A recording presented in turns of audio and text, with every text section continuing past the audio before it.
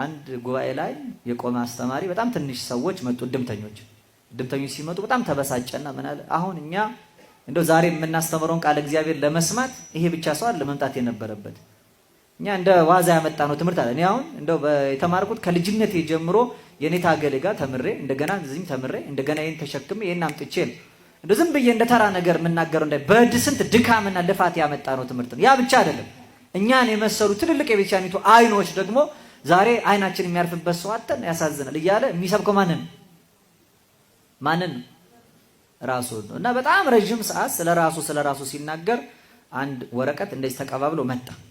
አላየውም ከየት እንደመጣ መጣና አንዱ ከፊት አምጥቶ ለመምሩ ሰጠው። እንደው ሰዓት አልቆ ነው ብሎ ገልጦ ያነባዋል። እንዲህ ይላል ዮሐንስ ወንጌል ዮሐ ይልና ምዕራፍ 12 ቁጥር 21 ብቻ ይላል። ግራ ገብቶት ምን ጠቅሼ ነበር ደግሞ ምን አልኩ እስኪ ብሎ ጥቅሱን ገልጦ ዮሐንስ ወንጌል ምዕራፍ 12 ቁጥር 21 ላይ ሲደርስ እንዲህ ይላል። እንዲህ ብለው ጠየቁት፣ ኢየሱስን ልናየው እንወዳለን ይላል። ምን ይላል?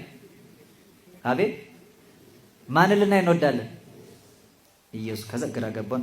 ለካ ስለ ራሴ ነው እየተናገርኩ ያለሁት አለና እና ምንም እኛ እዚህ ቦታ ላይ ቆመን እንዲህ ብንናገር ግን ለዚህ ሁሉ ያበቃን ማን ነው? እሱ አለ። እግዚአብሔር ይላል ሰው። እግዚአብሔር እውነት ነው፣ ክርስቶስ ነው ለዚህ ያበቃን። እሱ ነው።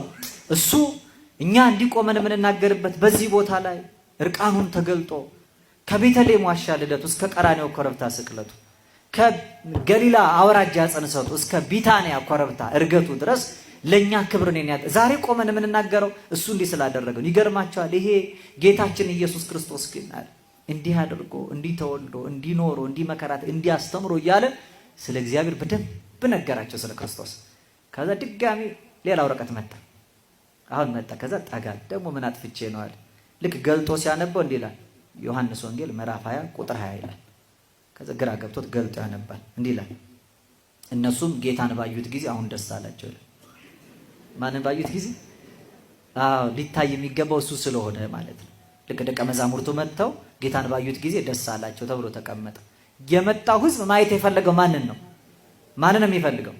በቃ ከመጣ በኋላ ሰው ራሳቸውን የሚገልጡ ሰዎች አሉ። ስለ ራሳቸው ክብር የሚናገሩ ሰዎች አሉ። እንዳናርቀው ነው። ስለ ራሳችን እንዲነገር የምንፈልግ ሰዎች፣ የምንናገር ሰዎች አሉ።